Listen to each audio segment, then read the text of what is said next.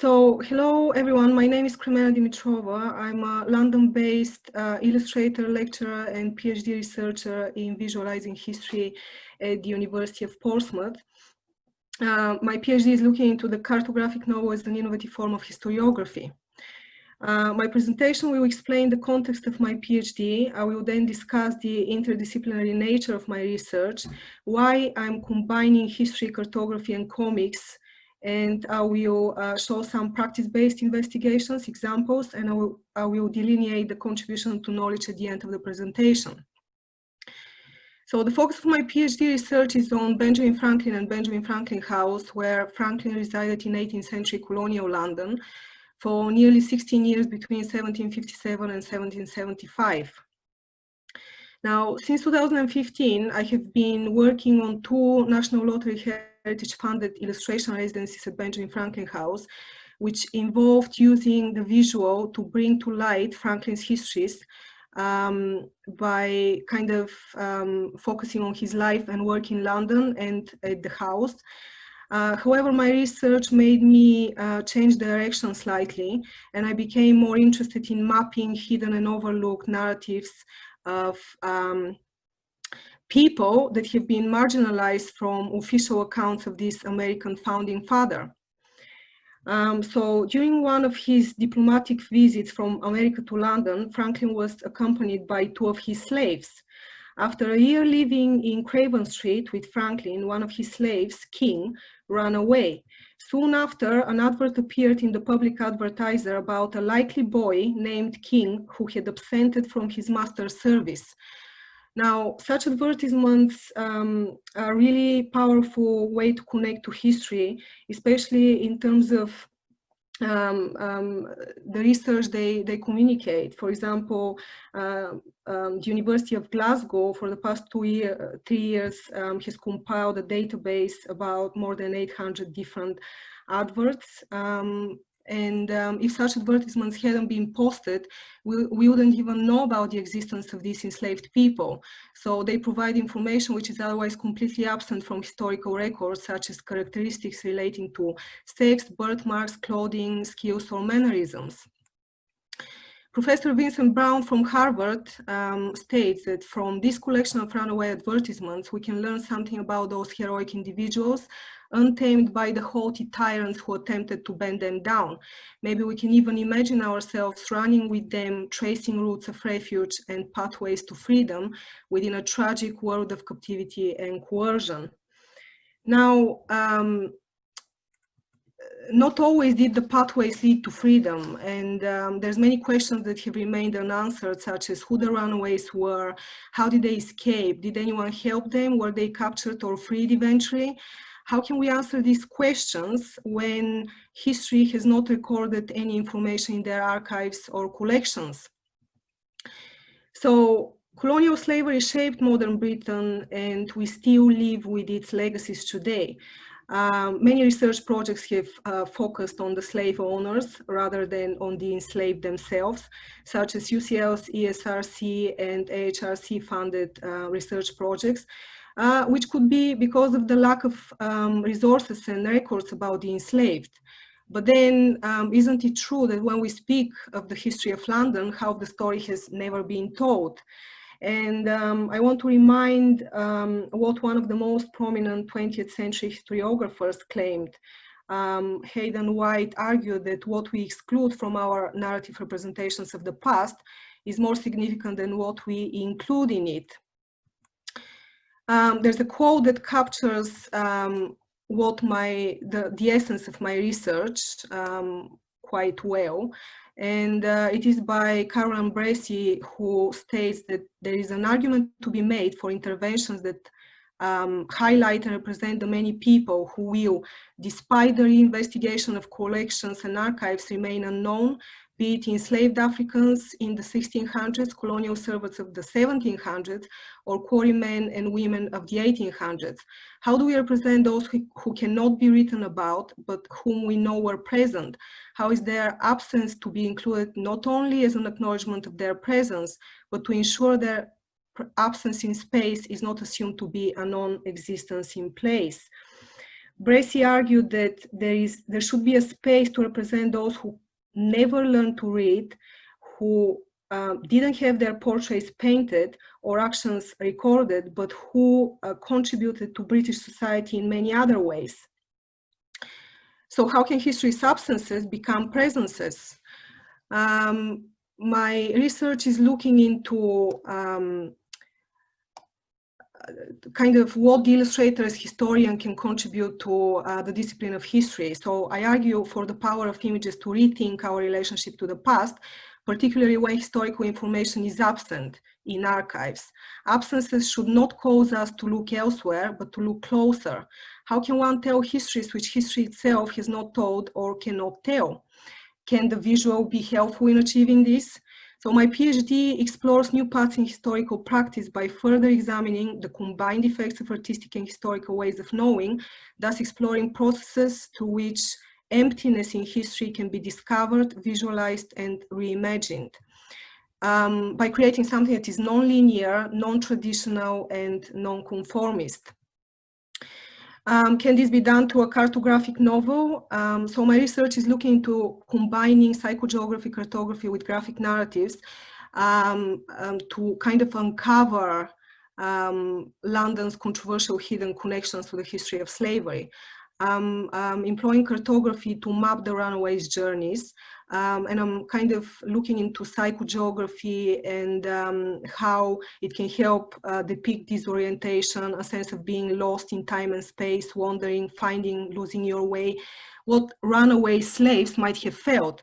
So I'm creating functional visual historical reconstructions intersecting pathways and runaway slaves' narratives through which to follow into the journeys of runaways, putting them into the history and geography of London in a real way in time and space. Although history has not recorded slaves' existence in time, I believe cartography can be used to prove they existed in space. Why use a cartographic novel to visualize history? In merging maps with graphic narratives, my research responds to recent developments relating to these media and to the map-like topographies of graphic narratives, as well as to spatial history developments whose aim has been to highlight the importance not only of time in the making of history, but also of space. And here I want to show some examples of comparisons between maps and comics. For example, we have panels on maps which represent buildings and how they've been compared to panels in comics. There's the textual representation in maps that has been widely compared to speech bubbles in comics.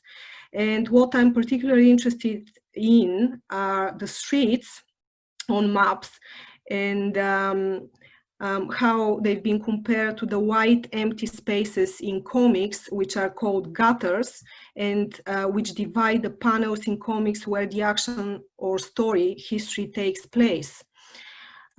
So in terms of the runaways' journeys, I'm producing something through which we can walk their stories, inviting audiences to walk their stories. And there's many other similarities between maps, comics, and history. For example, maps, there's kind of creating and using maps has temporary, mobile, contingent, and unfinished nature. Nothing is ever fixed, but then this applies also to comics and history making. So, for example, the map maker, like the historiographer and like the comics maker, decide where to begin and how to begin their work and how much to include or exclude from their work and so on.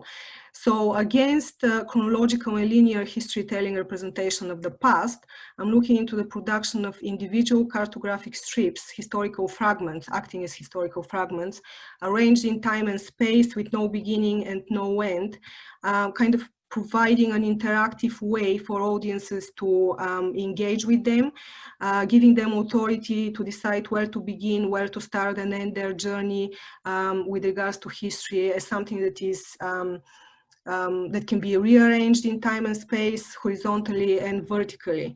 So to finish off, my research is looking into confronting absences and emptiness in history.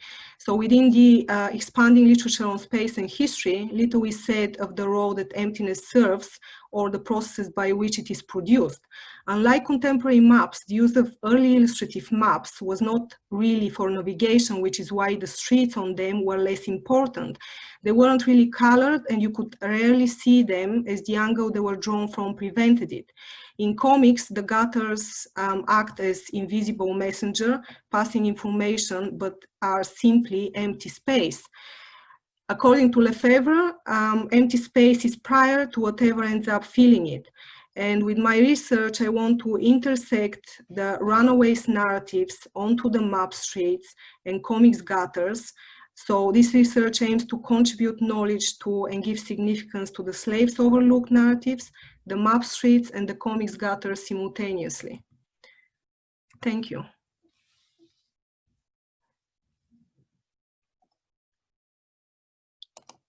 Thank you. That was fantastic. I don't know how we go about doing a round of applause on Zoom. So thank you. We'll assume that one. The next paper is John McGoldrick's paper, Following the Money, Illuminating Colonial Aspects of Leeds Museums and Galleries Industrial Collections. Is that right? That's right, Tosh. That's bang on the money. Prior health warning, this does include trains, so you may love it or not.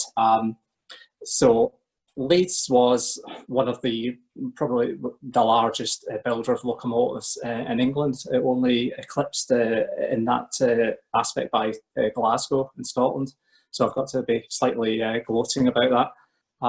I'd take one company on its own, the Hunslet Engine Company. They produced 103 locomotives for Sierra Leone, which is a very, very small railway system in itself. So in total, Leeds produced over 19,000 locomotives, so it was a major player. So this is an image of our manning water locomotive, Aldworth. She was a tank engine, and they were made generally for the kind of contractor market. So that was either aimed at the British domestic industrial market or for export abroad. And Aldworth is twinned with another locomotive called Nellie, which is now preserved at the Sierra Leone Railway Museum in Freetown, and I'll talk a little bit more about that in a second. So we're seeking to gain a better understanding of the social, economic conditions, structures and the institutions that underpinned Leeds companies' exporting activities. And we're also trying to balance that with other pressing priorities that we have in terms of reviewing our collections, rationalising those collections, and also renewing our galleries. So we've got to sort of try and combine all those activities at the same time. We would be very open to working with academic partners on this, but so far we haven't had a detailed study or an academic study of the collections that we have. So far, these are some of the sources that we've been looking at, and there are a lot more, but I just haven't had space or time to include them.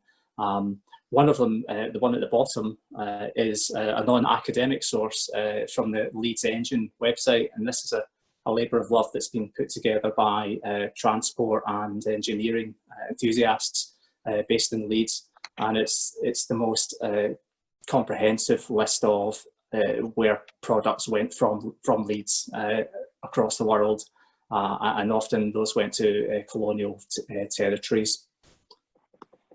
So you may remember at the start I showed you an image of a railway being built with some wagons. Those were Leeds built wagons. This is a close-up of that particular slide, and the locomotive had a nameplate, and this is just to give you an example of some of the stories that have been kind of coming up through our research. The locomotive nameplate says Bai Bure, and Bai Bure was a Mende chief in Sierra Leone, and in order to curry favour with local chiefs, the railway authorities, the colonial authorities, named locomotives after local chiefs.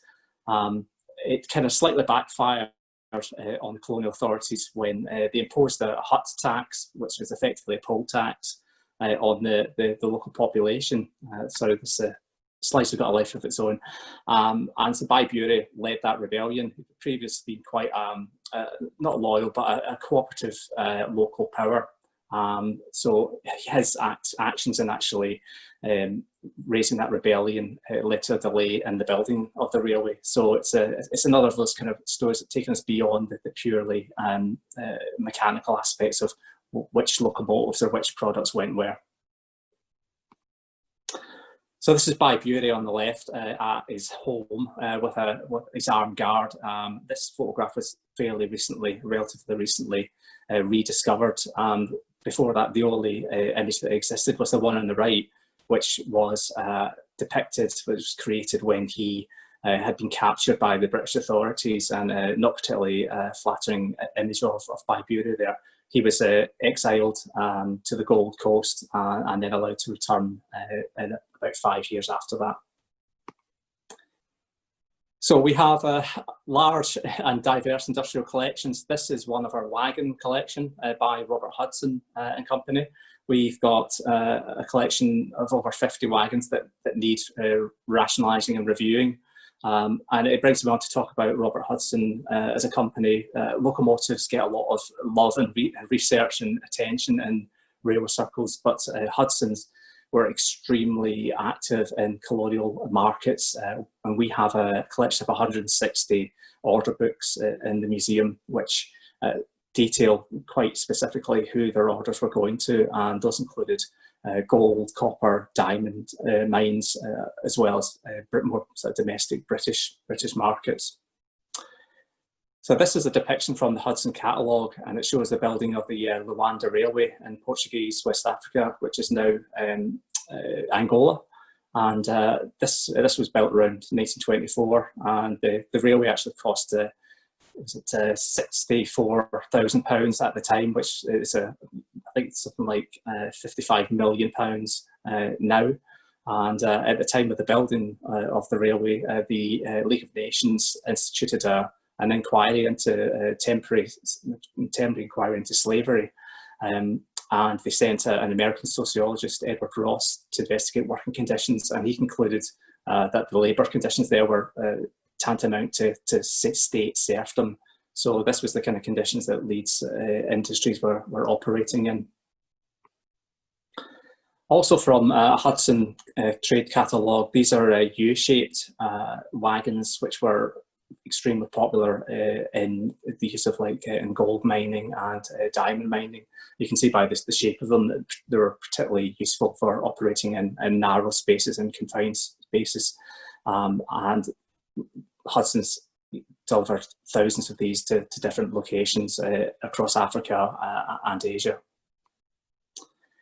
So we're still at the very early stages of sharing our findings with our audiences. We've used those findings in some of our new displays. This is our Powerhouse Gallery, which opened late last year.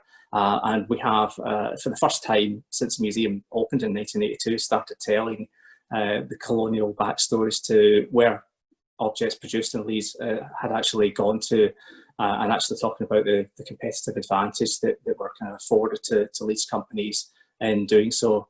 Other ways we're communicating these findings are through blogs and also through conferences like this. And finally, I said I'd come back to the Sierra Leone National Railway Museum. These are two members of staff at the museum repainting one of the locomotives there. The museum was open not long after the Civil War ended, and is funded by the Ministry of Culture in Sierra Leone, but heavily supported by a UK-based group of friends. And they have 6 paid members of staff, including a learning officer, and I was lucky to receive an Art Fund Jonathan Ruffer grant to go out and look at the museum and dig further into those sort of the backstories that the colonial exports have basically thrown up. So the museum has got a lot more work to do in terms of addressing the actual colonial context involved in the export of Leeds objects to those territories. But there's a lot more that they have to do, and a lot more that we at Leeds Industrial Museum have to do as well. So that's me. Thank you for listening.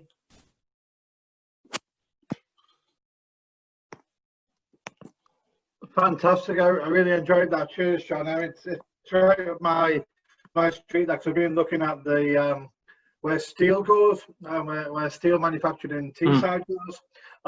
So I'll have to pop along. I only live around the corner. Great. From the museum. I'm only in Meanwood, so it's not too far away. Look forward to seeing you then, Tosh. Pop in, yeah. Fantastic. The next paper is by Maureen. So over to you, Maureen. Take it away. Thank you very much. I'm just about to do the screen sharing, I hope. There we go. I think that's probably done that. There we go. On slideshow. Talk to myself for a minute or two. There we go. My name's Maureen Royce, and I work for Liverpool Business School, interestingly enough, at John Moores University. And although my first degree was in history, I moved a long way from its wonderful place. And some years back, I got rather fed up with sitting in meetings where people talked all the time about what they, meaning working class kids in Liverpool, wouldn't do, either in terms of academic achievement or moving out on placement, or simply not conforming to whatever higher education's expectations of them might have been. And I was lucky enough to have a history department who were happy to talk to me, and I set off on an MRes initially and then a PhD, when with a full-time job of two sorts, because I do the business school, but I also am the Associate Dean for Education.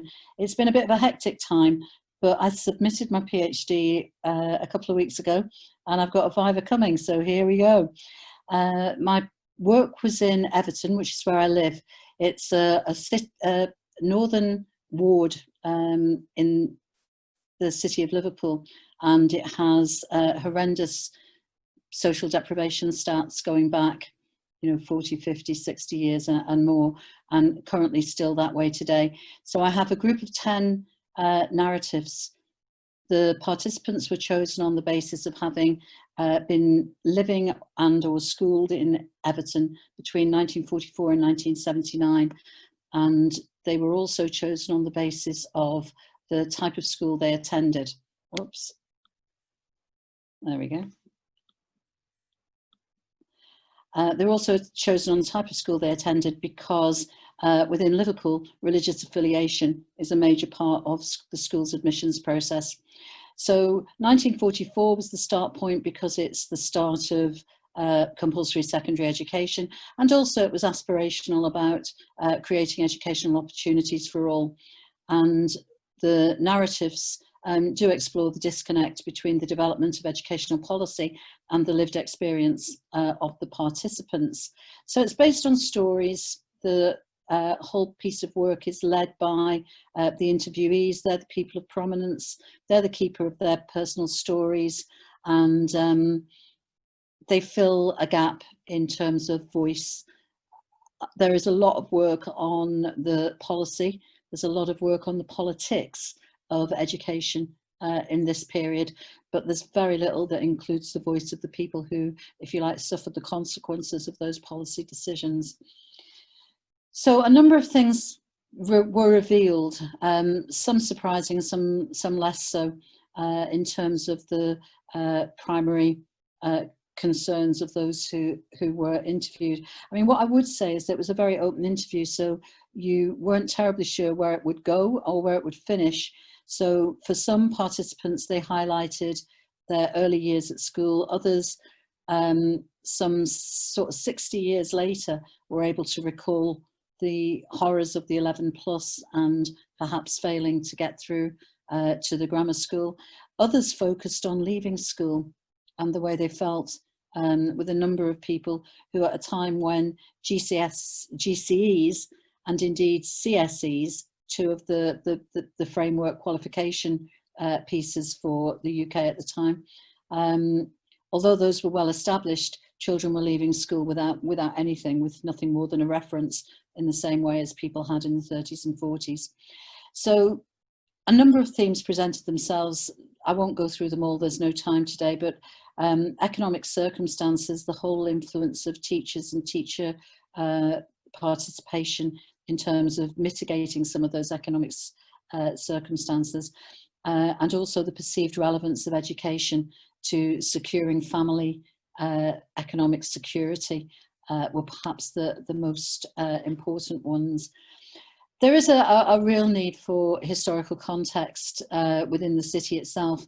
The city was bombed heavily during the war. The Blitz conditions resulted in evacuee and fractured education schooling for some of the participants, but even those who came through post-war suffered the physical infrastructure difficulties associated with war damage. And some of those, in terms of not having any space to study, not having any money to buy the basic equipment, pens, papers, whatever else, really resonated with the first weeks of COVID, when we had an almost identical framework coming up from students who didn't have access to Wi-Fi or were trying to share laptops or iPads with other members of the family. Looking at the way in which policy was conducted and developed during the time, one of the things that came through very clearly was the fragmented responses and the lack of coherence about local and national policy development. So although various governments of various hues, both Labour and Conservative, espoused some desire to increase comprehensive schooling and also to decrease the inequalities in education, the reality was that the way those acts, those policies were put together meant that the power very much stayed at local level. And at local level, there was a kind of broker system going on where local interests in terms of powerful school lobbies for schools that were highly regarded, and religious lobbyists in terms of the Catholic Protestant divide within Liverpool really made a difference. There was also, I think, the concern that the debate seemed to really get very stuck around the 11+ examination and pros and cons of comprehensive schooling. And as a result of that, very little work seemed to be focused on the secondary schools themselves and the very particular mission they might have had and the very different positioning they might have had and been able to influence the lives of a lot of the children who were sent there. And indeed, right up into the late 60s and early 70s, it was clear that public examinations were not being used terribly effectively in the secondary school system. And this lack of coherence had a real impact on the lived experience of the people who were involved in my subject. So there were a couple of areas I picked out just for some. I think it's important to hear the voice. So the whole thing has been led by the voice of the people spoken to. And I felt it was important to include some of the quotations and to understand something about the physical environment from some of the earlier participants, people who had been through the war or immediately post-war. It was incredible to see how deprived the physical environment had been, but also to see the level of resilience. Sorry, I'm having a lot of playing around with this. Oh, I am so sorry. I will get this right at some point. There we go. I'm back on track. I'll keep, can you see that screen there properly? Or do you need it to go back? You need it to go back, don't you? Talk to myself. There we go. So some of the quotations around the physical environment, but also I think one of the areas of concern was around the way in which the housing clearance happened in the city. So in order to improve people's livelihoods, there was a huge movement of people out of the city centre, and Everton was very much part of that movement. But this meant a complete dislocate for a lot of the young people at the time. So friends that they'd had for many years were lost as people were moved outside to the suburbs effectively, or to completely outside the geographic area of the city. So there was a fractured nature to childhood, And many people talked about the fact that they'd felt lost, that they'd lost their friendship groups, and that their families had lost their support systems. So the whole bit about friendship groups, the whole bit about who we were and how we felt very much came out through the research. It was very interesting to note that for an awful lot of the participants, they used we, not I. They didn't talk about I did this, I went there, this is what happened to me. They talked about we. This is what happened to us. This is what happened to me and my peers. And so although there were, you know, a relatively small number of people in the sample, there's no reason to doubt that their experience was odd or different in any way, and that there were whole generations of children who experienced things in a very similar way. So in terms of the some of the quotes on the mates are very interesting, but I'll pick out one which is around Barker and Dobson's, about going to the sweet factory. And this particular interviewee talked about the fact that she went to school with the people she'd lived in the street with, that they moved together into the secondary school, and that when she went to work in the factory, her and her mates were all there again, that they moved almost seamlessly out into the labour market together. And it was very clear that the schools and the careers service at the time acted very much as recruiters for the local factory, again, particularly from the secondary schools. So, you know, there's this thing, I don't know, we talk about it a lot perhaps in higher education about, you know, aspiration raising. And there was a feel that there was no real lack of aspiration, but there was a lack of opportunity.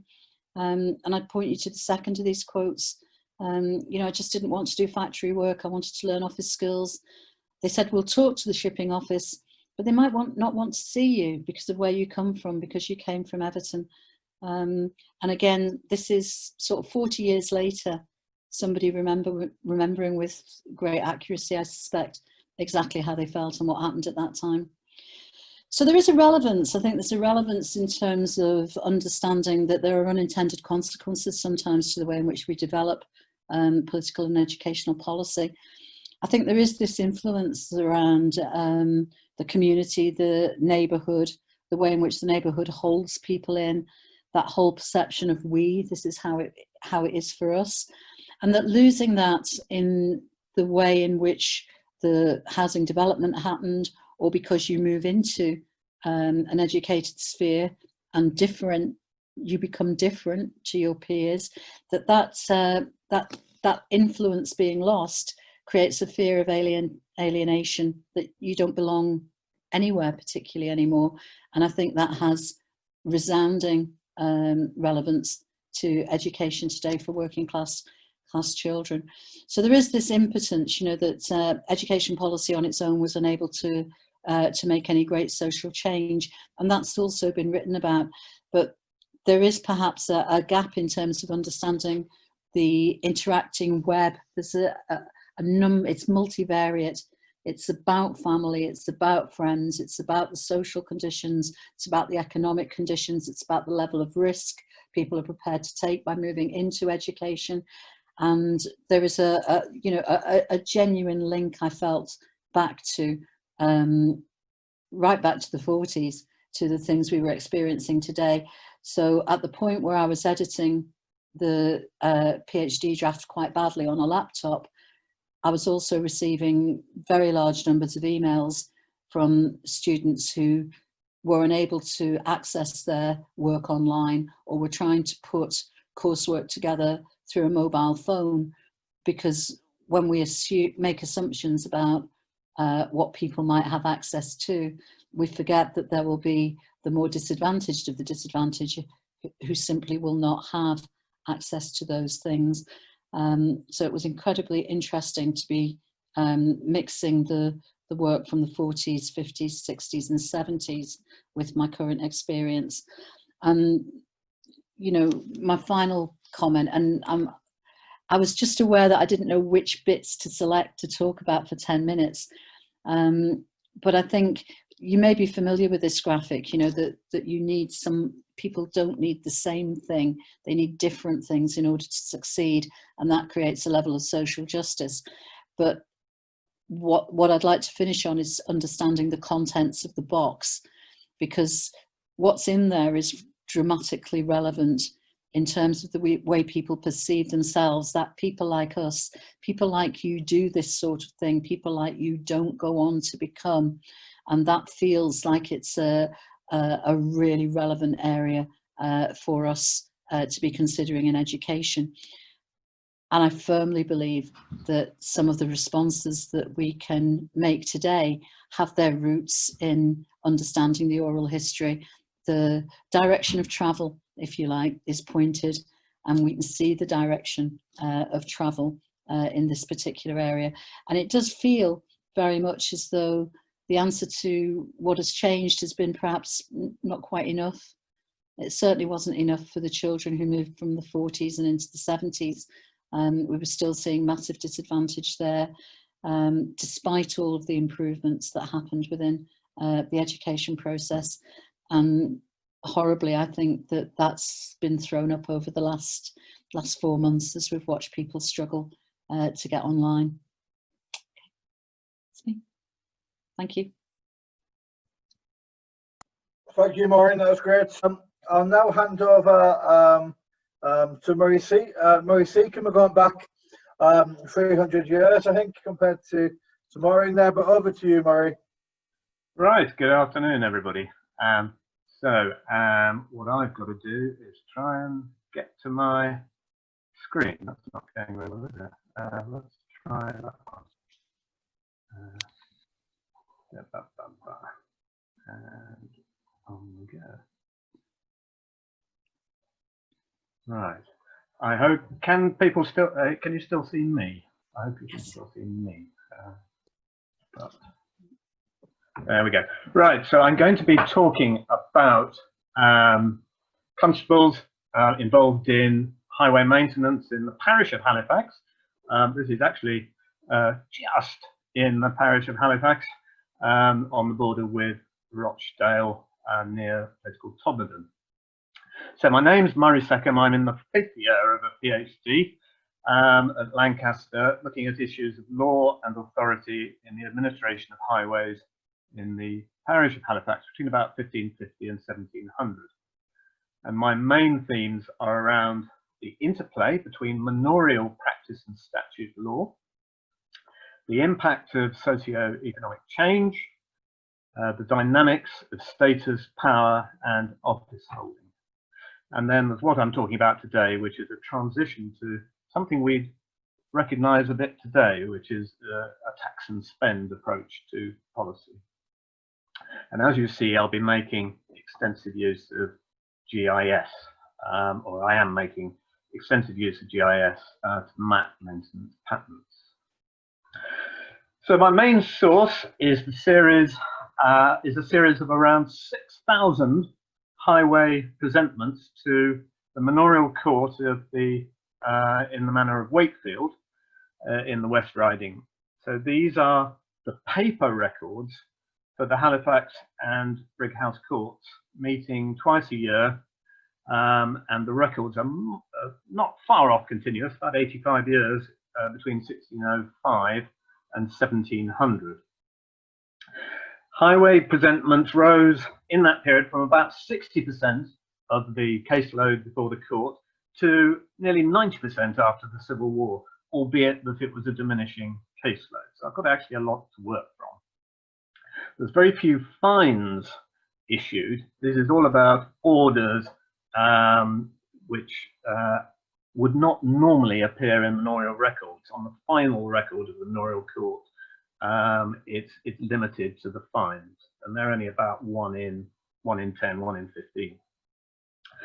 So the background is that most townships in the parish, there were 23 townships in the parish of Halifax, declared surveyors as laid down by an act of 1555, and they reported this to the court until about the 1620s, when they actually disappear from the Halifax court. It's quite odd. Some townships at the Brighouse court continued with surveyors, and so we ended up actually having 2 systems in play at the same time. Quite early on, I found constables to be key players. So adding a new dimension to the duties outlined in Joan Kent's famous book. The constable was responsible to the court for ensuring compliance on repairs that had previously been ordered. And I've also got at least one fine issued to a constable for not appointing what they call the common day works, that's statute duty or unpaid labour on the road. So here is how things developed in one constabulary. So this is the first map. So this is in Sorby constabulary, which contains two townships shaded a sort of cream colour, Sorby to the north and Soyland to the south. And this is close to the area, for those who know the series, where Happy Valley and Last Tango in Halifax are set. We've got Halifax town and township to the east, to the right-hand side, and Rochdale would be down to the southwest, where the sort of road heads off into Lancashire, which is a bit of a blank on the map. The relatively modest data from this period before the war is from locations which are actually named in the records. So the thicker the lines, the higher the frequency of action. And the colour scheme is, if it's in Sorby, it's in blue. If it's in Soyland, it's in purple. And if it's outside the constabulary, so it's targeting other places, then it's in red. And the interesting thing about this is that it's actually relatively modest internally. And I know from the records that constables were liaising with landholders for repairs that were mostly carried out by those who occupied land next to roads. So this is known as repair by tenure. A particular characteristic of the Halifax court at this time, though, is the frequency of presentments lodged against other townships. Those are the ones in red, snaking off to the northwest.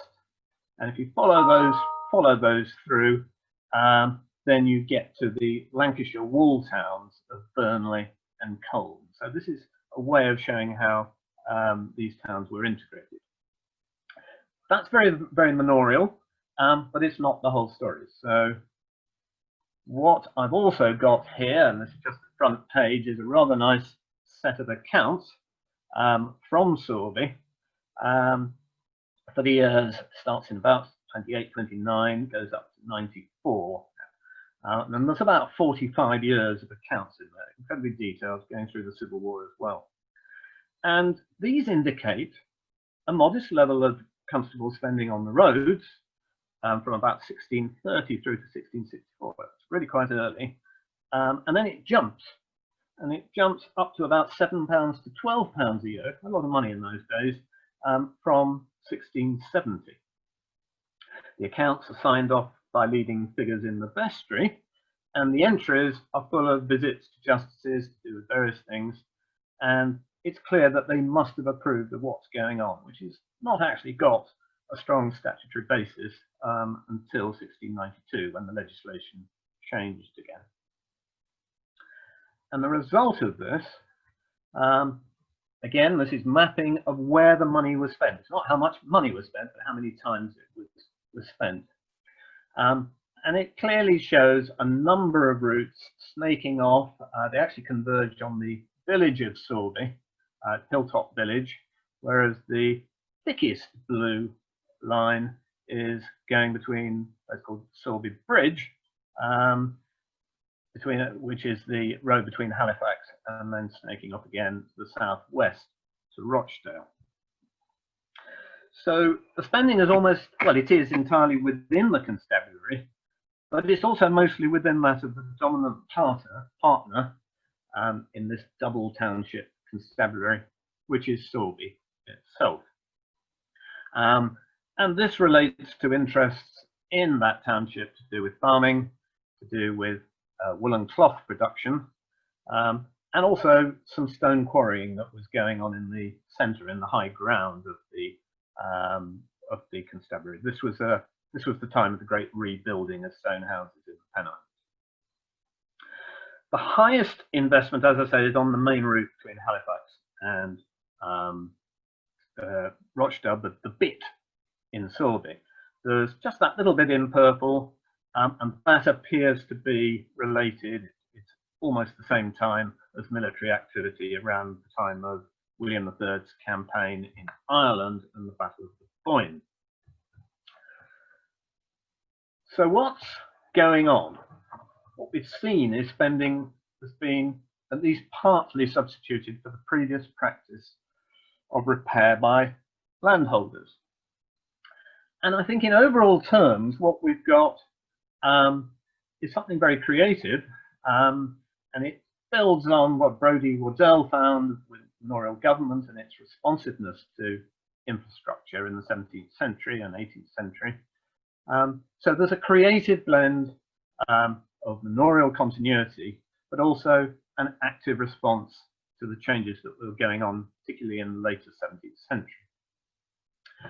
Now, something I would say is that, and I think it is the kind of records that show it, is that northern townships were actually innovators. They weren't laggards in relation to central legislation. And this is something that Healy also found in relation to the response to poor relief legislation in Lancashire. Constables had a critical role in terms of the vestry's control of boundaries and space. Some of these things are not terribly comfortable, but they are what the devolution of control in early modern England, they are things that the vestry was in charge of. So highway repairs fits with the vestry's spatial dimension and responsibilities in things like the removal of poor people who didn't have settlement status, dealing with criminal suspects, the exercise of the militia, helping with army logistics, and the assessment and collection of property-based taxes. So all in all, my work is suggesting that local infrastructure is really a neglected aspect of bottom-up state formation in this period, partly because some of the work that was going on is hidden in sources that aren't usually visible. Many thanks.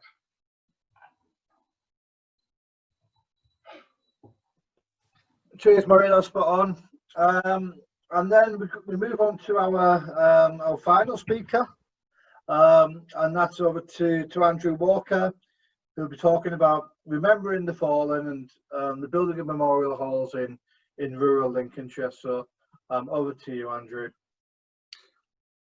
Thanks very much, Tosh. Afternoon, everybody. Apologies in advance. I'm afraid I haven't plucked up the courage to use a PowerPoint over this medium this afternoon. Perhaps just as a word of caution, this is very much work in progress. I'm intending to undertake rather more comparative work on this subject, but the focus this afternoon is very much upon the research I've undertaken in Lincolnshire, an East Midland English county bounded by the River Humber in the north and Cambridgeshire in the south. Now, in the immediate aftermath of the First World War, much discussion took place about how the war dead could be constructively commemorated in ways that did not glorify conflict.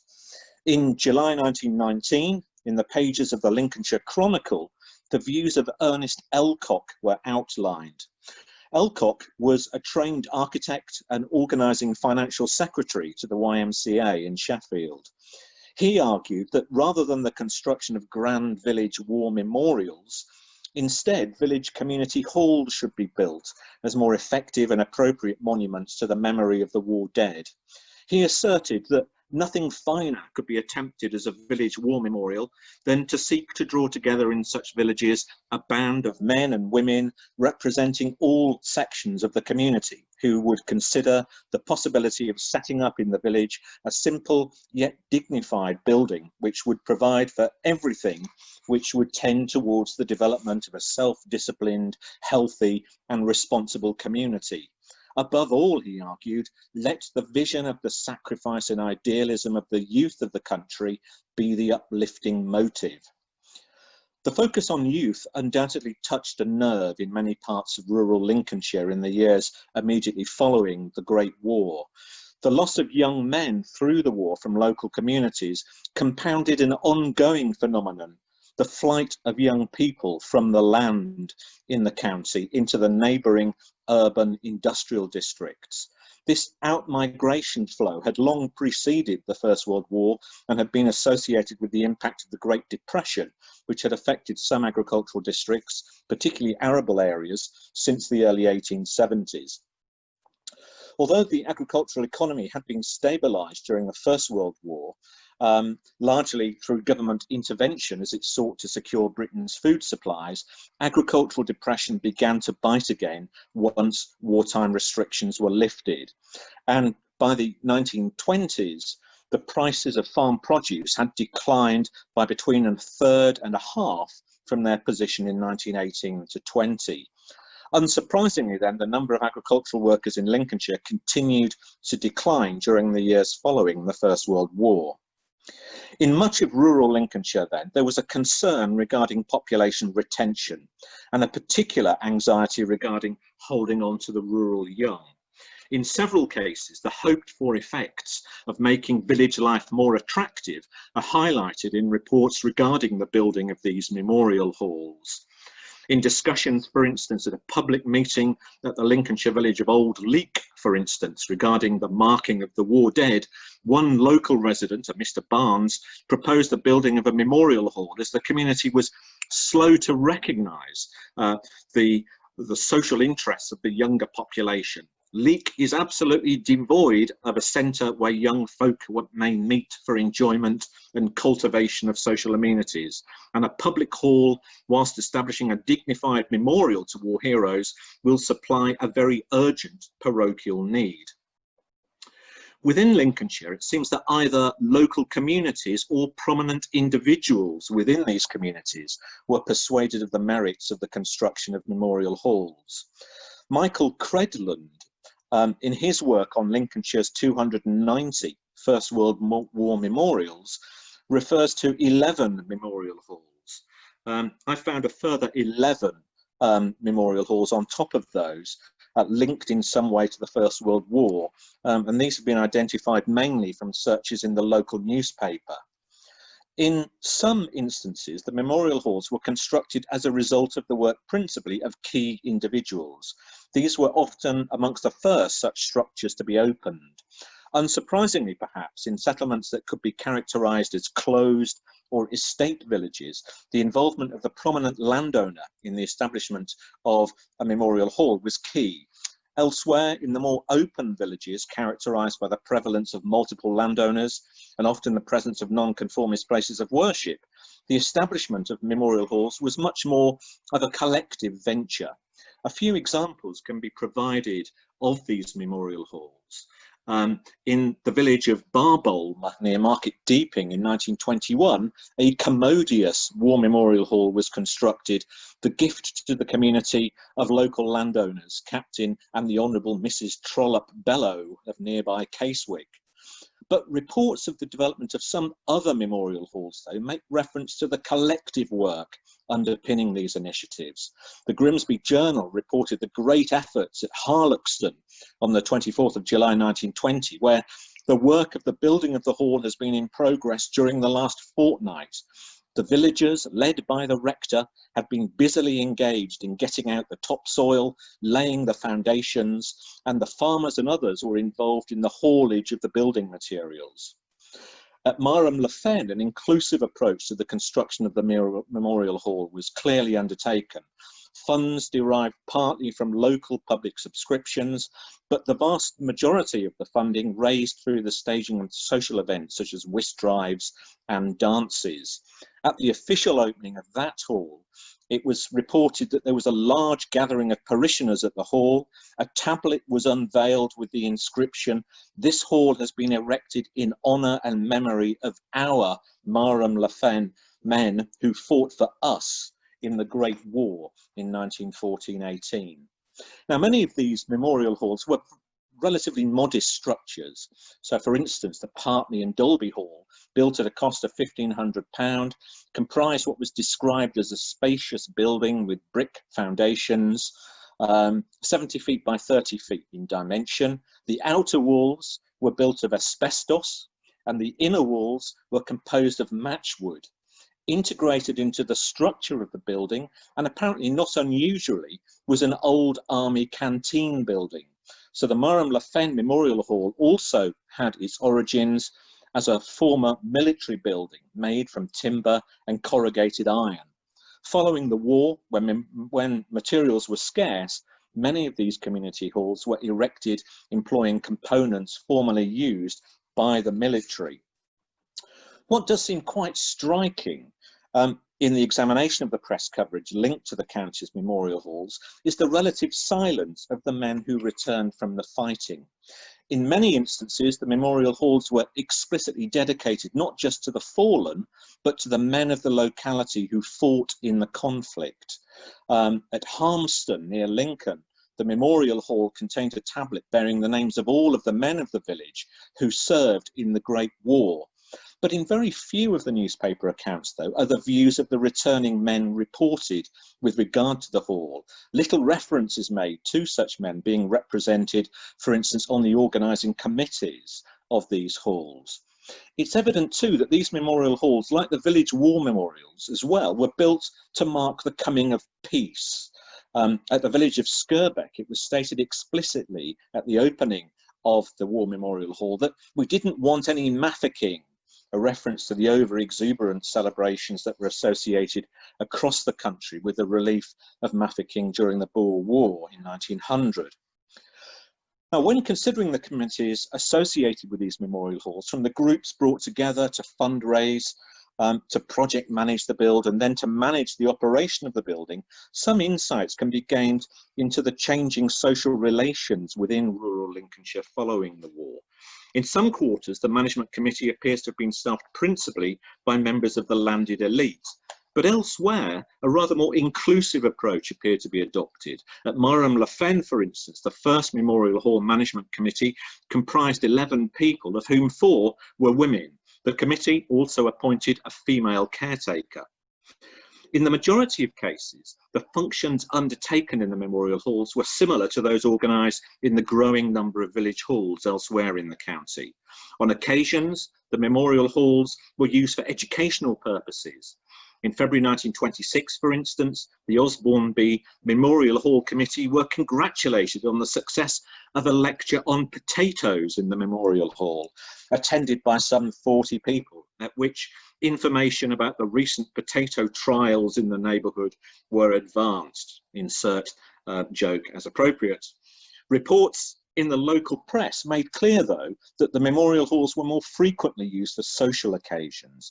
Dances, whist drives, amateur dramatic productions predominated, with old people's teas, occasional film screenings, and sales of work also being held relatively frequently, together with familiar events such as wedding breakfasts and golden wedding celebrations. There didn't seem to be much focus upon attending particularly to the needs of the returning war heroes in the activities run at the memorial halls. Indeed, in some ways, it seems that the halls catered more for the women of these communities, with many of the growing number of branches of the women's institutes choosing to use the county's memorial halls as locations for their meetings. So in conclusion, whereas J. Winter and others have referred to war memorials as democracies of death, with the lists of the dead arranged alphabetically rather than by rank, Lincolnshire's war memorial halls seem to be very much democracies of the living, facilitating wide-ranging rural participation and in ways that sought to revitalise village life. Thank you very much. Thank you, Andrew. That was really good. Thanks for that.